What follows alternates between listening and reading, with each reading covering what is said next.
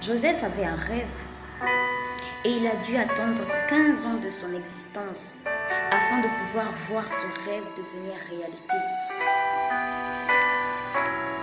Et toutes ces années, ces 15 ans de silence de la part de Dieu n'ont pas réussi à toucher son intégrité, sa fidélité, sa foi, son amour pour Dieu, sa persévérance, sa patience, son espérance en Dieu. Toi, Dieu t'a sûrement fait des promesses. Il t'a dit une parole. Et parce que ça fait quoi? 1 mois, 2, 3, 5, 1 année, 2 ans, tu ne vois pas ces promesses se réaliser dans ta vie. Tu décides de ne plus aller à l'église. Tu décides de ne plus chanter au culte. Tu décides de rester à la maison. Tu t'imposes une solitude qui retarde encore plus la réalisation de cette promesse-là dans ta vie.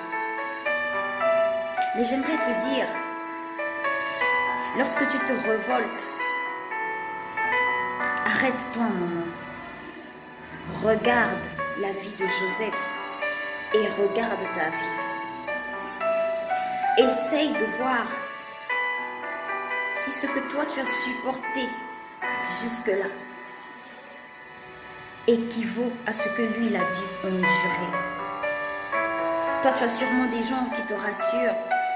Tu as des gens qui sont là, qui viennent te donner des prophéties, te demander de persévérer, qui t'encouragent. Mais lui, il était seul.